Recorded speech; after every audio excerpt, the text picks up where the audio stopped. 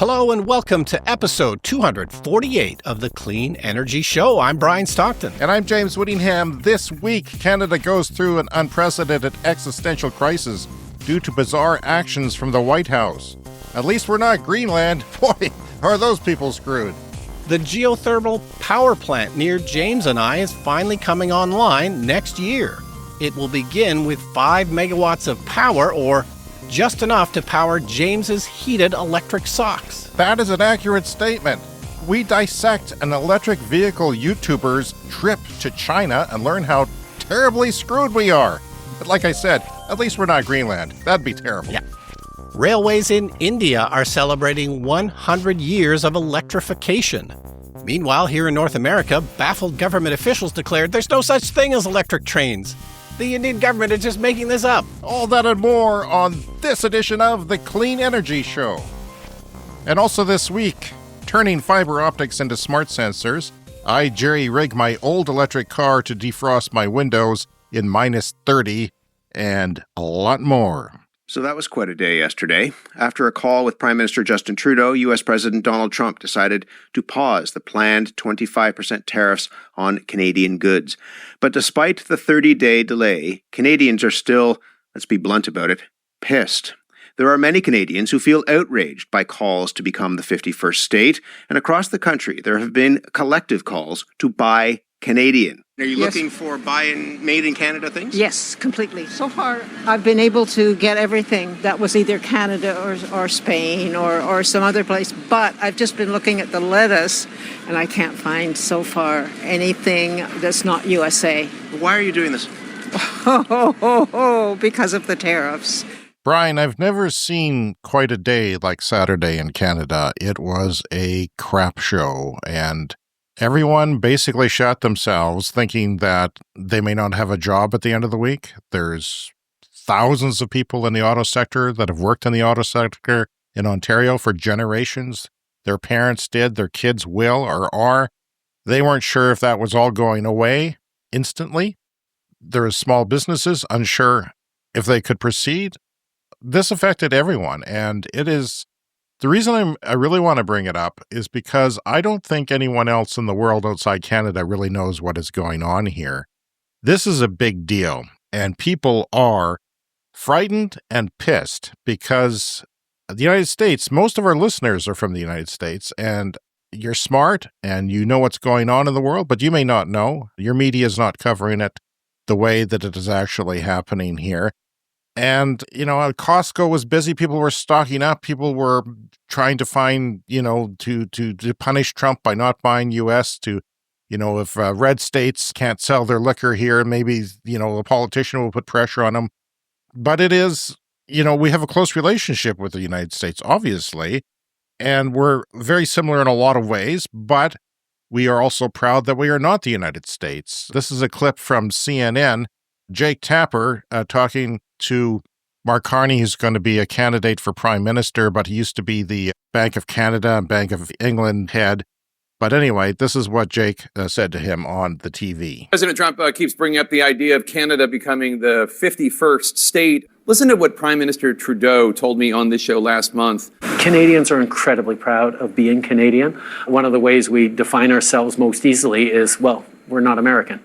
Kind of a curious answer. I don't define myself as not being Phil Mattingly. Hey, Jake, he was putting you down.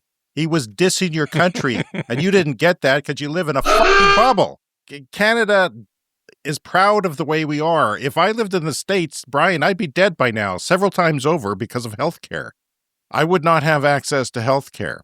There's been a lot of crap going on. My son works at an engineering firm as an intern on the West Coast, and they shat themselves because all their costs are all up in the air. They've costed projects out, and it's complete chaos.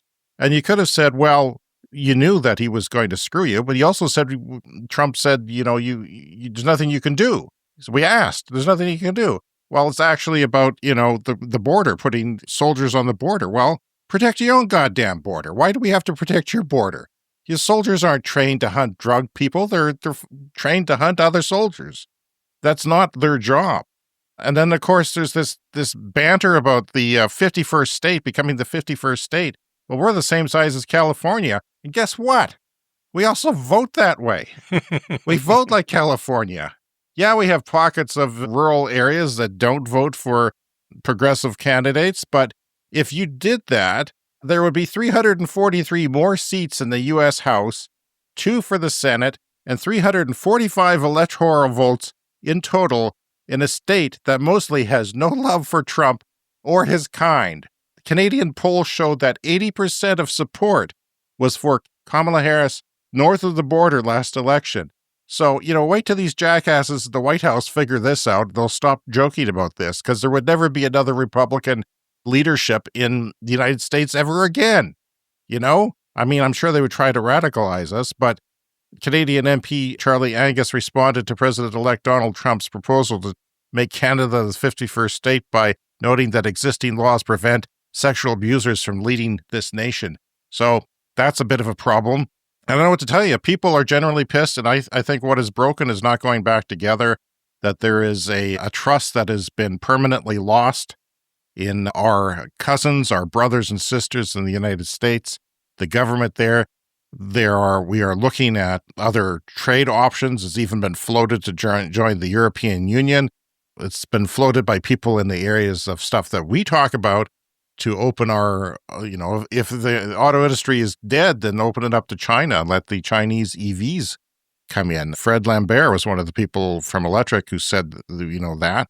So I don't know. I just wanted everyone to know that this is a very unique day in Canada where left and right has come together for the first time, which is refreshing.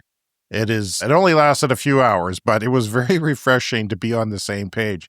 It reminds me of the good old days before COVID, before craziness, when we were all kind of together, and before social media, when we started fighting against each other, and it was basically bringing up politics at the, dinner table, which is something you just don't do. I just wanted everyone to know out there, especially our American friends, that this was a big deal. I certainly don't hold it against you. It's the government, but it's been very tough on our country. And, I've been joking about Greenland, but that's not very fun either. They do have a lot of clout, Greenland. They have Ozempic. 15% of Americans take Ozempic, and which is a lot, actually. And probably 50% of them should take Ozempic. I'm on the list for bariatric surgery. My doctor involuntarily put me on it. She said, well, it's like a 3-year wait. We'll just put you on. I said, but I don't want to be mutilated on the inside. And yeah, we'll just put you on because, it'd be cheaper to take Ozempic than have a surgery if the government paid for my Ozempic, but they won't. So I don't take it. And I'm going to die one of these days. Yeah, that's my rant, Brian. Thank you for listening. Yeah, we do have public health care in Canada, of course, but it doesn't always cover everything, especially drugs. That drug coverage has never been universal. So, we have gaps in our system, but yeah, just that alone would keep Canadians from voting for right-wing parties because we're just so proud of our healthcare system. And again, especially compared to America. So that's not something we're going to give up, I don't think. No. I do know that the U.S. national anthem was booed at some major sporting events. So I kind of assumed that probably got some coverage in the U.S., but I'm not sure. Yeah, it did. And Americans, if they're not paying close attention, might say, well, Canadians are a-holes and that we're booing America. We're really booing the White House. Yeah. When you hear that, don't take it personally because, like I said, it's not something you've done, the American citizens. I mean, you kind of feel bad when you hear a lot of silence coming from America when this is happening, but it's probably because they really don't understand it. And because it's utter chaos. Like everything else that's going on in America right now is utter chaos, like firing FBI agents and everything that Musk is doing with tapping into computers. I mean, it's a crap show one after another. So I can understand how Canada may not be your first concern, but believe me, it's the biggest deal in my lifetime of anything. It's like the Cuban Missile Crisis, practically. Yeah, and it's not just trade war with Canada, it's kind of trade war with everybody, and I kind of expect that to go on for the next 4 years or so, and it's too bad because it really distracts from the major issue is that, the vulnerable populations in the U.S. are now more vulnerable, and that's, I think, maybe the biggest issue, even bigger than the clean energy issue, and, all of this other stuff is theatrics that are going to go on for the next 4 years, I would predict. Okay, so it's time for a new segment on the show called Things Overheard in coffee shops. Do we have a theme song for this, James? No, you didn't say anything. No. There's a harp. Do you like harps? Things overheard in coffee shops. There we go.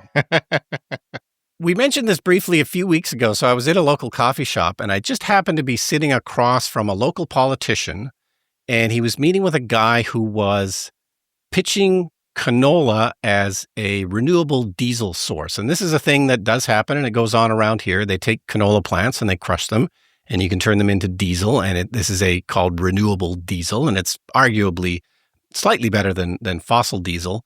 And I was kind of texting you as it was going on because I was hoping they were going to say something really juicy. And so I was really, sort of transcribing this as it happened and sending those notes to you. Now, it turns out it's a public coffee shop. They didn't particularly say anything all that interesting. The canola guy was just arguing for more clarity about rules and laws governing the amount of renewable diesel. Like right now in certain provinces, you have to have a certain amount of renewable in your fossil diesel and so on. So the guy was just looking for more clarity in the regulations because they need that in order to build these expensive plants. And, they should just go solar and electric. So it's not of particular interest to you and me. But that was the first one. Anyway, I was at the same coffee shop, just like a week ago or so.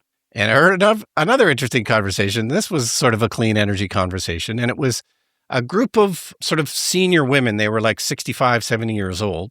And one of them seemed to be talking about her daughter, who seemed to be in Europe working in the energy industry. I didn't get everything, but she was sort of setting up that her daughter was working on energy stuff. I think it was in Europe.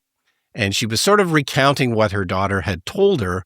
And Angela Merkel, the former German chancellor, her daughter felt that Merkel had made a fatal mistake by relying on Russian gas because now, they were scrambling to replace their Russian gas. And it sounded like her daughter was working on things like nuclear because the sort of key phrase that I heard was all power things are dangerous.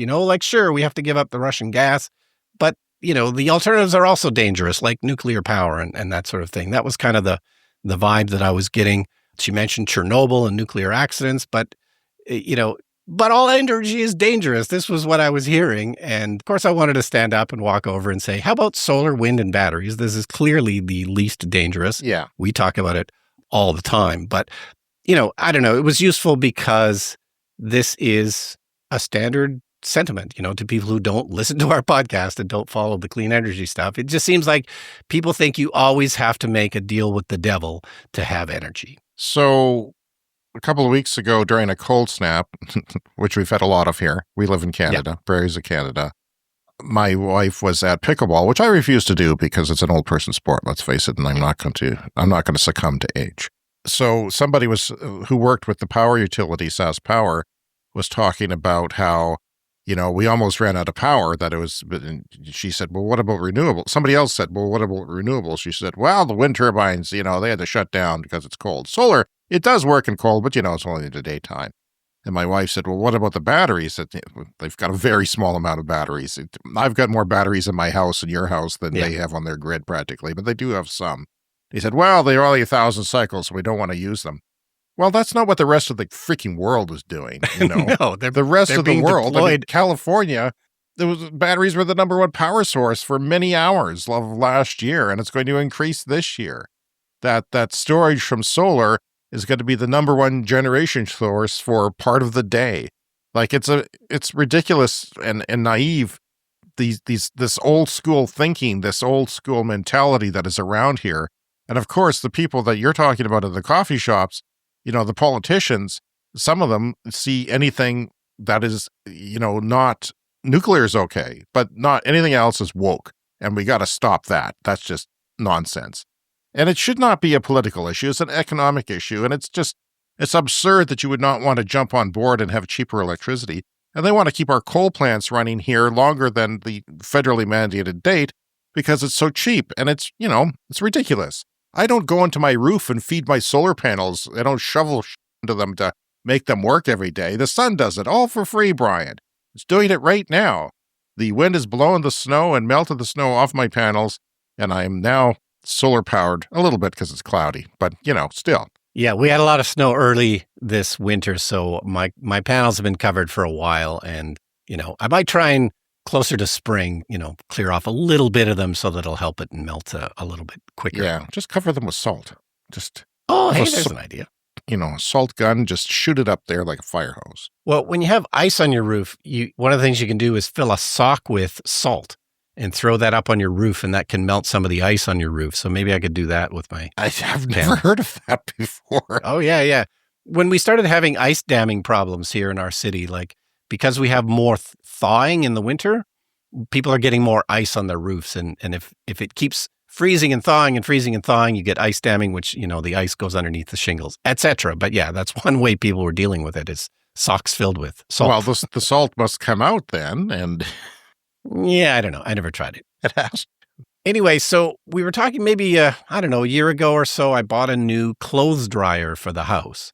And I did a bunch of research because I thought about getting a heat pump clothes dryer, because a heat pump clothes dryer is more energy efficient. So a heat pump, it works like a reverse air conditioner. Yeah. But it creates condensation. But that's a good thing, because that's dehumidifying what's in the dryer. But then that condensation has to go down a drain. So that makes the difference. It's still electrical powered. There's no vent going out of the house because it doesn't need to be, because that's where the moist air goes. But instead, it's condensing onto the coils of the reverse air conditioner and then going down the drain, which is pure water. Yeah. During a zombie apocalypse or a U.S. takeover, we might need drinking water from that. So who knows? And just venting to the outside, like a normal dryer that we tend to use around here, is energy inefficient, because you basically have to have a hole in your house to vent the dryer. But anyway, after kind of doing the research and thinking about it, the heat pump clothes dryers, they were more expensive. But the thing that stopped me was they were more complicated. There's more maintenance required. There's sort of compressor things. You have to clear the dust off. We discussed this on the podcast at the time. There's a maintenance schedule you have to adhere to. And I'm very lazy, so I don't want to do a maintenance schedule. And I thought, well, the mechanism of a standard tumble dryer, electric dryer, is so simple that maybe this is the way to go. And eventually our grids will be clean. Yeah. And, it maybe won't be so necessary to be ultra energy efficient. Anyway, I came across a YouTube video. It was howtorepair.com is the name of the channel. And this could just be confirmation bias, because I already believed that maybe these heat pump dryers were too complicated. And this guy just confirmed my opinion. So, who knows if we're both correct here, but there's apparently regulations coming in the UK. This guy's based in the UK, that is basically going to make heat pump dryers mandatory, because they do use, How much more expensive are they? Do you know at this point? Maybe not double, but, in that probably not going to save range. That in the electricity then. Well, here's the thing. The electricity use is way lower, but the drying cycle is way longer, so you tend to run it for longer. Really? And, net result is you do use less power. But his discussion was really more about the complicated nature of these things, is that if we just sort of rush into this regulation and force everyone to use these heat pump dryers, there's going to be more breakdowns, there's going to be more repairs. He explained repairs are super expensive on these things. So yeah, I don't know. I just thought it was nice that what I kind of felt intuitively was backed up by this guy. I think the heat pump dryers, they're probably too complicated, and maybe more so here in Canada, because our electricity tends to be fairly cheap. Of course, electricity is more expensive in the UK and other places. So again, it's a different calculation and maybe makes more sense in other places. But, with our fairly abundant cheap energy here in Canada, I think standard electric tumble dryers is probably the way to go. Okay, so it is complicated, and there's no technology that's going to make it simpler. There's no, little robot in there that cleans it out for you or anything like that, or de-dusts something. I don't think so. But again, just think of how simple a standard electric dryer is. Well, you do have to take the lint out. Yeah, that's the one thing you have to do, and I'm okay with that. But it's a resistive heater, which tends to be very simple, and then a tumble motor mechanism. Again, very simple. And I imagine the heat pump would be like a compressor, which would add more noise on top of the tub that spins. So I just wanted to say that there's a term that we have not been using on the show that we should probably start using, and that is ADAS, or ADAS, which stands for Advanced Driver Assistance System. And Tesla's, we did a drive on the Patreon channel for our bonus video of you your Tesla full self-driving beta. That is basically what it is. But other companies have it too. So it's basically systems that are not, like an advanced radar for the highway or anything like that. This is for driving in the city and going to stoplights and all that. I'm going to talk about that from China in a minute, but ADAS, ADAS is something we should probably start using for that. And it's important to us because we think that people will drive a little bit less, or at least they'll drive less combustion cars if transportation as a service like robotaxis takes over or is a part of the system with mass transit, that it'll be electrified quicker due to economics. And I have a heater video on Patreon. I love posting on Patreon. It's like our social media center. It is pure. It is just us. There is no bad people there. Yep. Just our audience and us. And I post there. So check out Patreon. We do have posts that are public, but we also have posts that you have to sign up for an account for if we're too embarrassed to share them publicly. It's free. Sign up for a free Patreon account. And then, of course, there's tiers which actually support our show, but that's a whole different story that I'll get into at the end of the show, as always. And our anniversary show is coming up next week. Brian, 5 years. Can you believe it? It is halfway through our mandate of 10 years, which we joked about, but it's looking like it's actually going to happen. Yeah.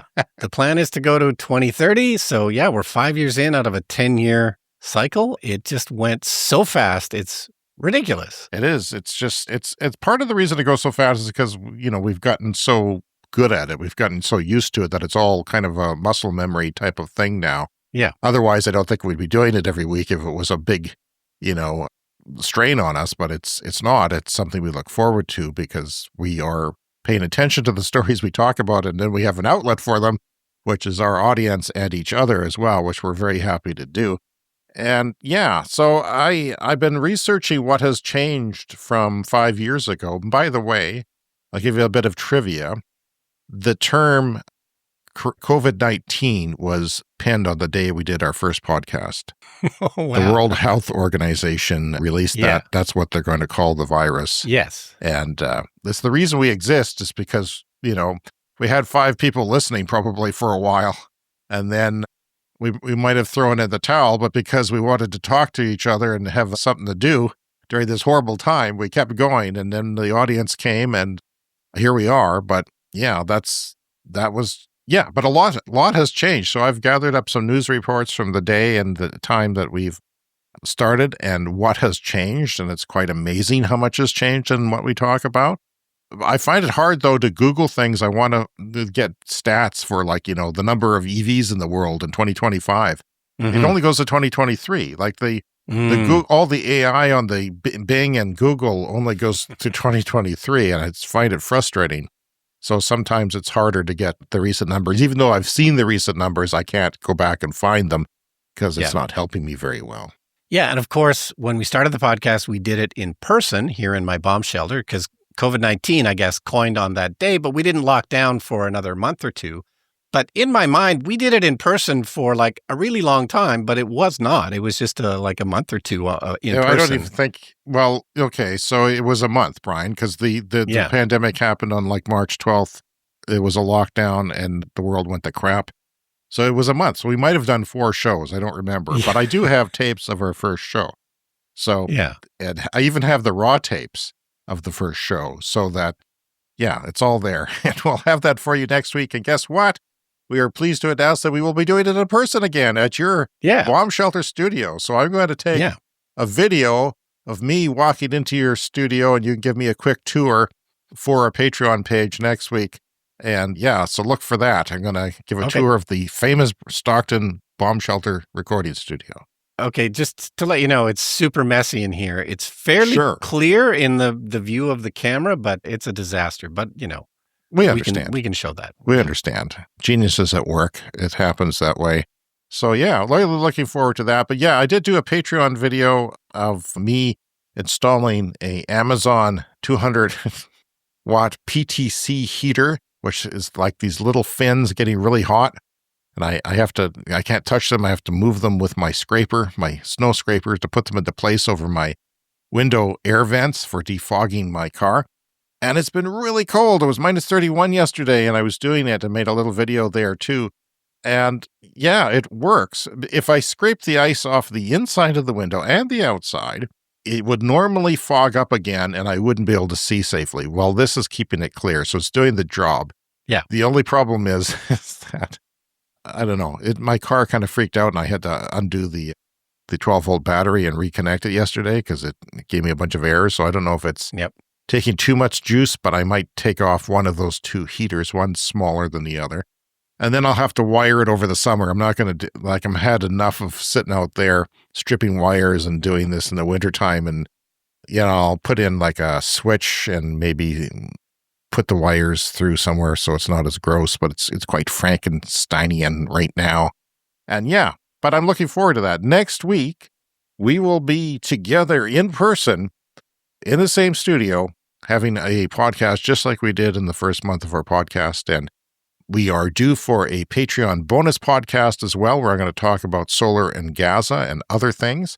We're just not sure exactly when that's going to happen, so look for that. If you are on the Clean Club, Patreon levels are higher on our Patreon page. That's coming for you to reward you for supporting us. Okay, so time to talk about some grid power. And we first started talking about this, I don't know, was it 2 years ago, 3 years ago? Oh, I think it was, this is some of the things that I'm finding out.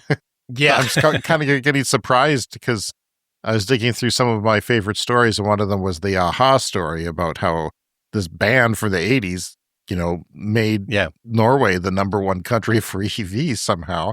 That's one of my favorite stories. And that was like a few months into the show. It really wasn't that long ago. It was a long time ago. And I'm finding these things. So I'm guessing it was the first year.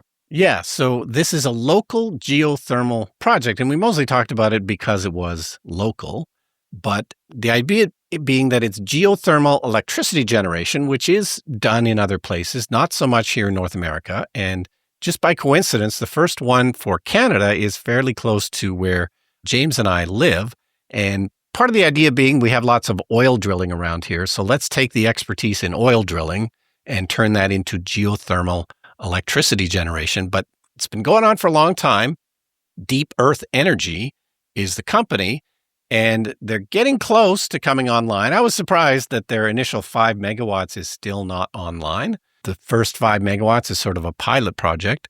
So they've teamed up with another larger company, a global energy technology company called SLB. So it seemed like they needed a bigger partner in place to help them out. Really? So the idea... That's weird. Why? Yeah, I'm not sure. It's difficult. Again, I say this all the time. If I was in the power generation business, I would just go with solar, wind, and batteries because it's, dead simple compared to all these other things.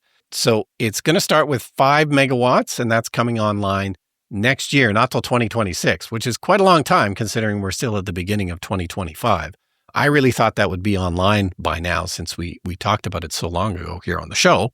And then phase 2 will get it up to 30 megawatts.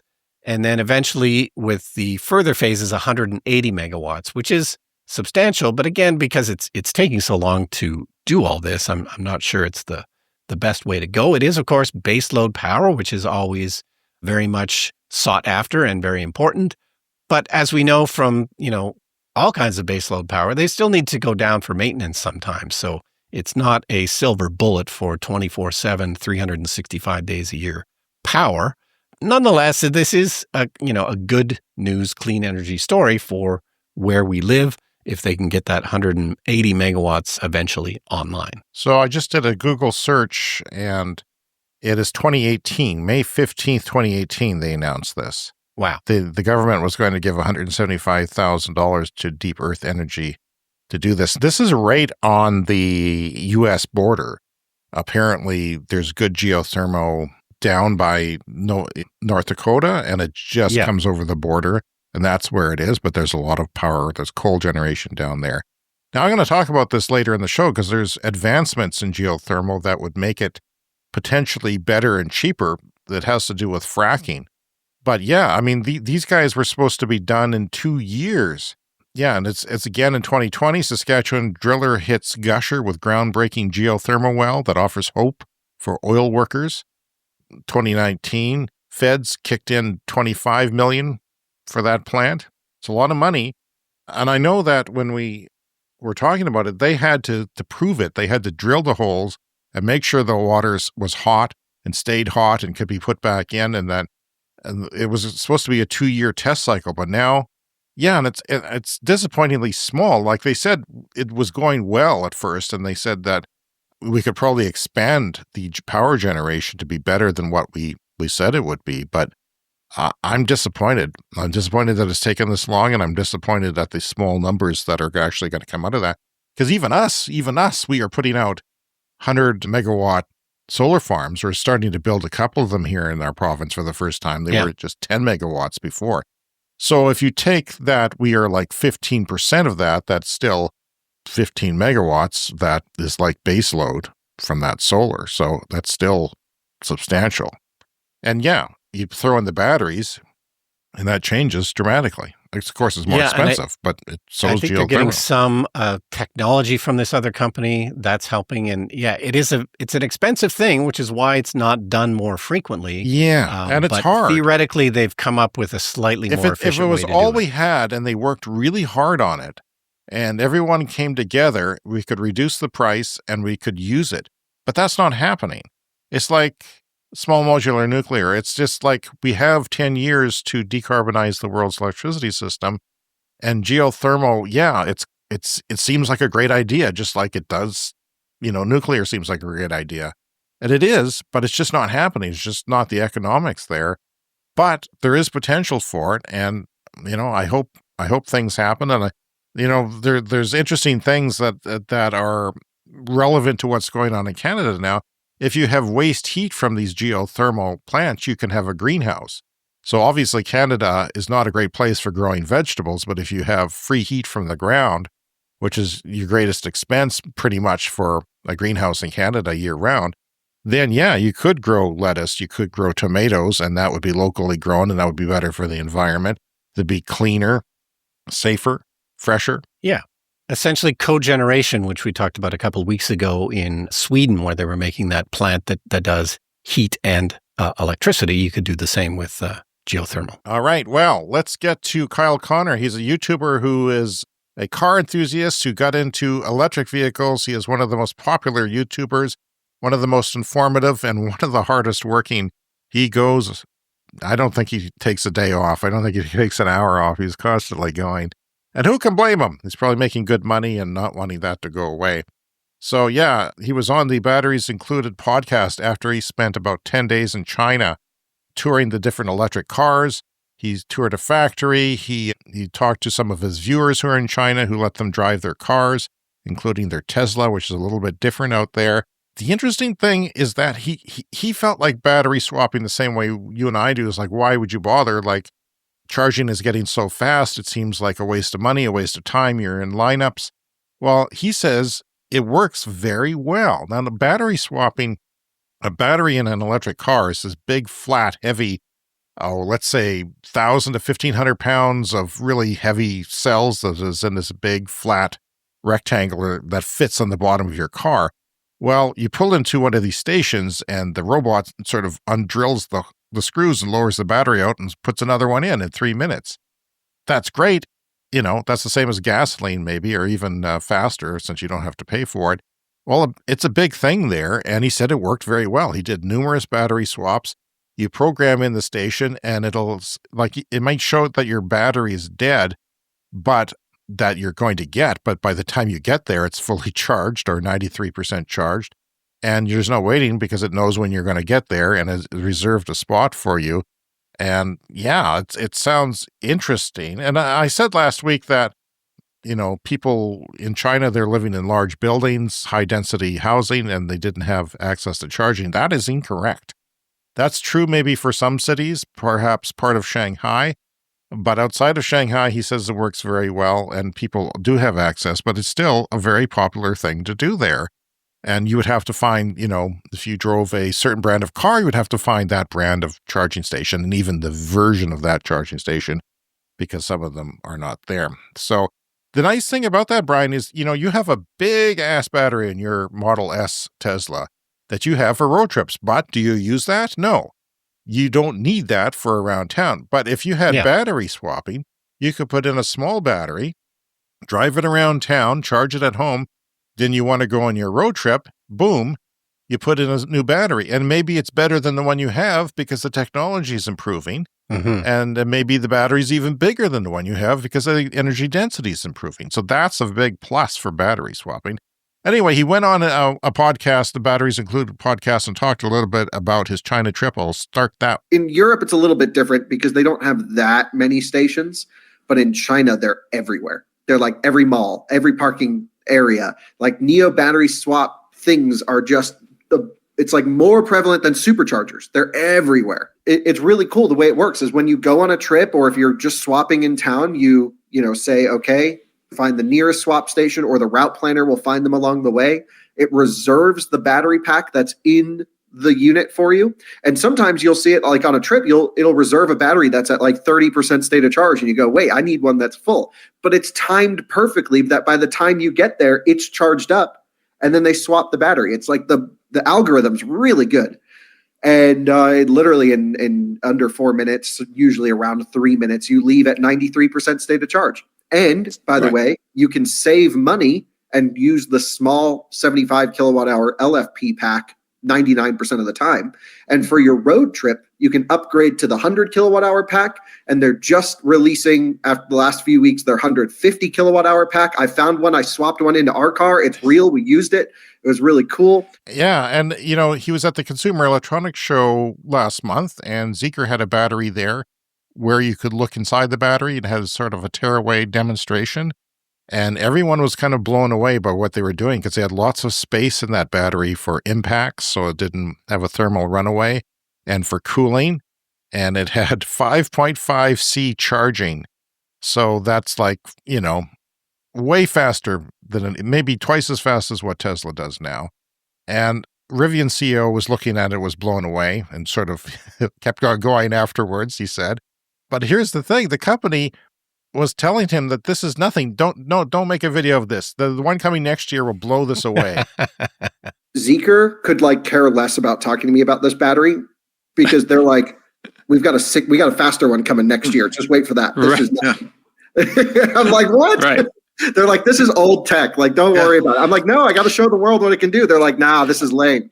That's one of the most amazing things about China, with the speed at which they improve and even how they bring out new models. It's nuts. It's like, a car's out 18 months later, the whole new version of it is out, and not like just an LCI facelift. Like it's a whole new car. It's got new motors. It's got new batteries. It's nuts. Like the traditional OEMs that we're familiar with here, they can't function on that level. Not yet, at least. They can't possibly do things at that speed. And that's part of the reason why I think they're just, they're in trouble.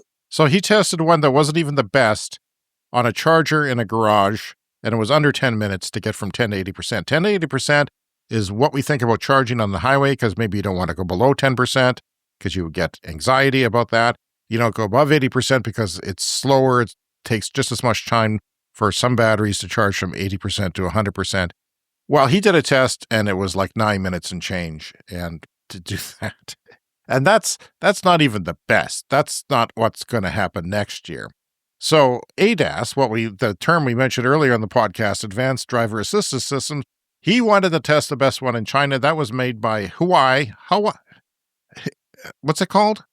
The Chinese telephone. Huawei. Huawei. That was a big political issue.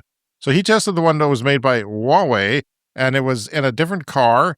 And it used 3 LiDARs, which he said is down to about $150 to $200 per LiDAR. Remember, Tony Seba said LiDARs were going to come down in price to like $20 one day. There were many thousands. Well, it's happening. So it's the best one he tested. And he pointed out that Chinese drivers drive differently than we do in North America. They drive aggressively, but orderly, which is kind of, it's every man for themselves, which is not a communist way. I went to California, you signal, people let you in. Not there on the freeway. So you have to sort of nose your way in. It's like a hive mind. I was in Beijing one time, and the traffic just flows, and it seems super dangerous to me. But everybody is, I didn't personally witness any accidents. I'm sure there are some, but everybody just sort of moves at that same kind of pace. Yeah, that's a good way to describe it, a hive mind. That's kind of what he was saying in different terms, that how it worked. Yeah, so the ADAS, the system is driving that way, and it works. It drives just like a person would, a competent person who is aggressive but not dangerous, and everything just works. Like they tuned it to the Chinese driver, and he was very, very impressed with it. It even counts down, the red and green lights. It knows somehow how long is left, and it'll anticipate. Wow. It'll know that this light's turning red. There's no reason for us to dart around this guy. We're not going to make it anyway. It takes all that into account. And yeah, some systems are camera systems, just camera systems, like Tesla's are just a camera system, but they don't work as well right now. They may in the future. He was outside of Shanghai and, pointing out that people do have charging at home. He was talking to a Tesla owner in China who is a German national, and he drives a Tesla, but this person was talking about home charging in China. Especially outside of Shanghai, they will have an apartment with their own parking spot. And there are basically so many laws now which force the company running your own apartment to give you home charging. Mm-hmm. Like if you own a parking spot and they tell you no power, you can inquire with the grid operator and he has to answer within 2 weeks in written if there's enough power. Yeah. There's always enough power. Okay. Then I've seen it in my parking spot. I think every 2 weeks we get a new line for a new AC charger. Wow. 7 kilowatts, 220 volts. Yeah. It's standard and they are everywhere. So no wonder everyone's driving electric in China. Like you have to get that charger in. You file with it for the power company. In 2 weeks they have to get back to you, or they're going to the gulag or something. So yeah, it's pretty cool. We're getting back to the advanced driver assistance system. He was very impressed with it. Driving in China, from a software tuning perspective, is completely different from driving in the US or even most of the Western world. You kind of just go where you want to go, and it's up to everyone else to move out of the way. And this system was perfectly tuned for the Chinese driving style. It would get right up on bumpers. It would squeeze right into these little tiny places. It knew the distances, I guess, because of the LiDARs or great camera tuning. It was amazing. We got into a couple traffic scenarios that I'm like, this isn't going to end well. And it totally figured it out. It was never jerky, totally smooth. We couldn't find a parking space. So he's like, no worries. We went to the front door. He hit a button in the car. And the car was just like, I'll just go find the next available parking space. And, you let me know when you're done. I'll come pick you up front. And believe it or not, the car went down into the parking garage. It searched through all of the spaces. It knew the parking garage was mapped from other vehicles going down there. So it knew all the available parking spaces before it went in. Very impressive. So yeah, he said this was much better than Tesla FSD, much more advanced. And Tesla FSD actually isn't happening in China yet because they need approval. And that's going to take some time apparently before, and then it's going to have to, relearn the Chinese way of driving. But he also mentioned that Tesla charging was 30 cents per kilowatt hour there. That's actually like half of what it often is in North America. Sounds like it. But the others that aren't Tesla are like 15 cents a kilowatt hour. This is for fast charging. So that's what I pay at home. And not only is it fast charging, it's 400 kilowatt fast chargers. Like fairly fast charging, even though they have faster ones there now. So, Brian, the moral of the story is we're hooped. China is really advanced, and I think a lot of people are not really up to that realization, although maybe this whole DeepSeek thing has maybe woken them up a little bit that, North America and the Western world may be in trouble with advancements. His girlfriend, this is Kyle Connor's girlfriend who went to China with him, Alice Zupan, also works for his channels, often in his videos, recording and talking to him. She was on Twitter and wrote this. She said, experiencing the cars in China really makes it hard to like any EV on the market here in the United States. Everyone in the States admires Tesla's car tech, and it's definitely industry leading here, but it's basic level tech in China.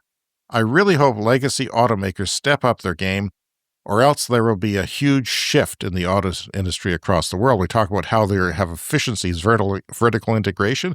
Well, all this tariff issue that's going on politically in North America, well, the auto industry is saying, well, we take this motor here and we make it in Mexico, then it goes to Canada and something gets added to it.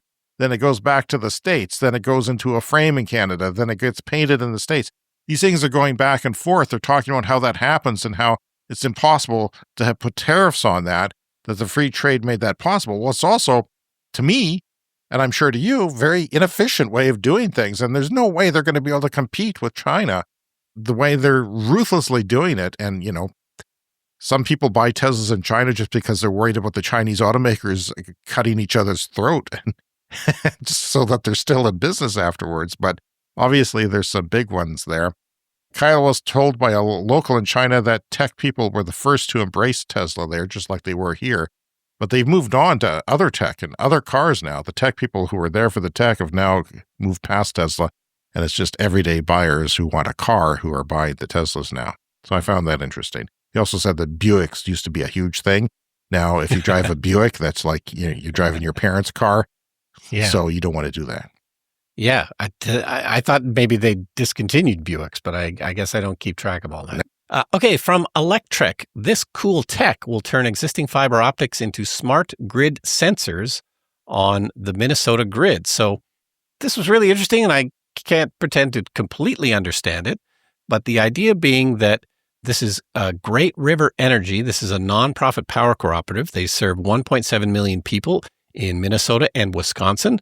They've partnered with Prisma Photonics to roll out real-time monitoring across 90 miles of transmission lines in northern Minnesota. Prisma Photonics will provide their Prisma power system to track threats like wildfires, ice, wind, and physical damage to the grid. And this uses existing fiber optic lines that are already in place. So here's a quote from the company that might explain how this works.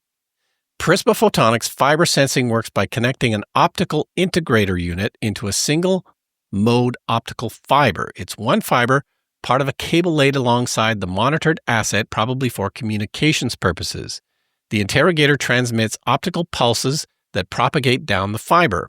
A minute fraction of the light is reflected from each point along the fiber. The interrogator measures the reflected light to determine the strain, temperature, pressure, and other quantities over hundreds of kilometers of fiber with sub-meter resolution. The fiber is turned into a continuous acoustic sensor as if there were tens of thousands of microphones spanning hundreds of kilometers. Wow, sub-meter means less than a yard that you are able to determine what's going on just by the way the light goes through the system, the way the light, minor changes in the speed of light. I guess it kind of makes sense, but that's what it is. It's monitoring these almost imperceptible changes in what happens to the light along the course of the line, and that can help track things like wildfires, ice, wind, and other physical damage things, which, as we know, are a huge problem in the electrical grid and even more so in the era of climate change. Well, that's interesting, and this is something that we have to do with the grid to make it better. Sometimes if you know what's going on with your grid, it won't start a forest fire or a wildfire, in drought areas where they had to cut off the power in California so they wouldn't start something. And I think there's different places in the world, like it started the fire in Maui from 18 months ago. So yeah, it's important that all that be monitored. And also you can put more power through the same system if you know how it's doing. If the cables aren't sagging too much based on temperature and use, you can put more power through, quite a bit more, actually, if you really do it. We've talked about that before on the show. So I want to get into the mailbag, Brian, if you don't mind. We've got a couple comments from our Patreon page, and I love getting comments from our Patreon page because they're pure of heart. So after listening to your podcast last week, I decided to order that Kate Beaton book, Ducks, 2 Years in the Oil Sands. You guys have been talking about it forever, but I figured since I'm going on holidays, this is a great chance to read it. Probably a good try. Where are you going? Is there a beach involved? Is it a Caribbean beach? That would be a good place. Then I had a temporary moment of clarity this morning right after I ordered it. I was like, the Clean Energy Show should have an Amazon affiliate link. This would be a great way for your subscribers to support the show financially in a more passive way. Anyway, just a thought. Yeah, that's something I did. Oh, okay. I've signed up for. I did it many years ago, so long ago that in Canada you could buy books and DVDs, and that was it on Amazon. Yeah. Now you can buy Chinese-made heaters for your car that you can play around with and all kinds of obscure things. So, yeah, thanks for that comment. And Weldon was also on our Patreon page. He says, I think he's talking to me. You are an EV word warrior out there, James. Keep up the good fight. Glad you have found a quote-unquote solution. So thank you for leaving messages on our Patreon page. You can contact us by email as well, cleanenergyshow@gmail.com or on SpeakPipe, speakpipe.com/cleanenergyshow. Yeah, and of course, James is always looking for a solution to keep his old, venerable Nissan Leaf running, even though the heater has died and it's minus 30 degrees outside where we live. Okay, this story is from Clean Technica. Indian Railways celebrating 100 years of electrification. So this is something they've been doing for 100 years now in India, and this is typically with overhead wires. And they're continuing to electrify. This process began 100 years ago. They are nearly at 100% electrification in India. There's just a couple of small lines that they haven't done. But yeah, February 3rd, 1925, the first electric train in India was running. That's the year my mother was born, and would be old, very old. Yeah. Well, 100 years old. And of course, the argument sometimes against this kind of stuff is it is expensive. It can be expensive to lay a whole bunch of electrical lines. But hey, I mean, if you're running them for 100 years, guess what? That investment pays off in the long run. So in China and Japan, they've electrified 75% of their railways. Russia is at 51%. And meanwhile, the USA is just 1% electrified. But, there's a real opportunity going forward here. And because the technology has advanced from 100 years ago, there are other options now, most notably battery electric locomotives. And we know that there are hybrid systems that run on batteries, and maybe you only have to put, overhead electrical lines on parts of it to charge them. So, even though it's only at 1% in the USA, I think that, with the changes in technology, I think, this is definitely a doable problem that, will start getting worked on. Yeah, I saw something the other day where I realized I was trying to figure out if it was electric or not, this sort of really long bus that was acting almost like a train. And then I looked on the roof and it had one of those wire things, but there was no wires. So, and then I saw it go into contact with wires later, but, in the meantime, it just uses batteries and charges up on the wires, so it doesn't even have to be on the wires all the time, like the streetcars. And of course, the other step in this is getting clean energy, because they don't necessarily have a lot of clean energy in India. So Indian Railways is working on that. They're putting up their own solar panels. It says here, Indian Railways has the potential to set up 3.9 gigawatts of land-based solar and 1.1 gigawatts of rooftop solar. And they expect to eventually get to 25% of their electricity needs from renewable sources. 25% is not great, but it's a tougher challenge in India. And they are, of course, working towards electrification, but they've got a long way to go. And I just wanted to mention that part of Kyle's trip to China, he went on a 12 or 15-hour odyssey in a car to get somewhere, and then he took the high-speed train back in 4 hours, and he said, you don't even feel vibration. It's like, floating on air, and it was high speed, and it was just amazing. And yeah. Yeah. They do have at least one that is maglev that actually levitates. Yeah, I don't think that was the one, but it was a high-speed rail, and it was, Coming up next, a shorter version of the lightning round. Stick around.